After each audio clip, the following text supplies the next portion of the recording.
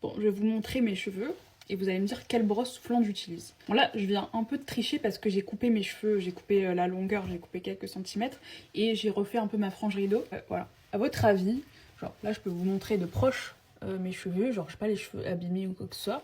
À votre avis, quelle brosse soufflante j'utilise? Quel appareil chauffant j'utilise? Je suis prête à être conquise par n'importe quelle marque. Hein. J'ai juste pas le budget pour me fournir des trucs super chers. Voilà. La brosse soufflante que j'utilise, c'est celle-là.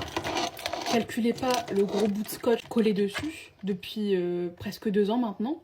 Je suis désolée, c'est ma brosse préférée.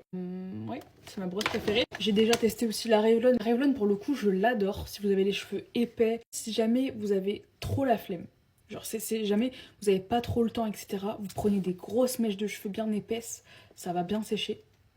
Mais ça, si vous avez un peu le temps, vous avez envie de prendre des mèches à peu près de cette épaisseur, genre pas des trop grosses mèches, celle-là, franchement, moi c'est celle qui me fait les meilleurs effets blow dry, effets lissage, etc. C'est la Babyliss Multistyle 1200, voilà. Céramique, c'est marqué dessus, bon bref. Franchement, bon, en fait, le seul défaut qu'elle a, c'est que la tête peut casser d'un côté. Moi, c'est ce qui m'est arrivé. Et en fait, du coup, quand je tirais dessus, ça s'ouvrait et la chaleur s'échappait par là. Donc, ce que j'ai fait, c'est que je l'ai scotché. Je pense que c'est peut-être dangereux. Je vous laisserai me dire si c'est dangereux ou pas de scotcher. J'ai vu pas mal de filles sur TikTok, Internet en général, le faire aussi. Parce qu'elles ont eu le même défaut sur cette brosse. Franchement, le jour où cette brosse n'a plus ce défaut, il faudra lui trouver un concurrent parce que... Là, elle en a des concurrents, forcément. Je pense que c'est une brosse qui abîme quand même pas mal. Il y a des brosses qui abîment beaucoup moins. Néanmoins, pour le prix, je trouve qu'elle fait quand même vachement bien le taf. Sachant que j'ai quand même une grosse longueur de cheveux. Voilà, j'ai une longueur de cheveux assez conséquente. Donc, il me faut une brosse qui attrape bien et qui sèche bien.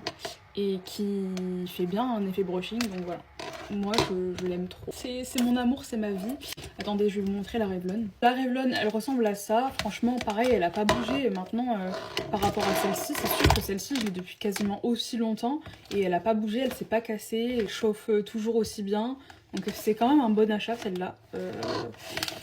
Mais voilà, je sais pas pourquoi celle-là, j'ai un gros coup de cœur. En fait, pour cette forme de brosse ronde, c'est le fait qu'elle soit ronde, je pense. Alors que celle-là est quand même un peu plus évasée. Et je préfère celle-ci. Maintenant, c'est purement personnel. Il y a des gens qui vous diront que celle-ci est mieux. Moi, je préfère celle-là. Voilà. C'est tout pour ma revue. J'espère que ça t'aura aidé. Et des bisous.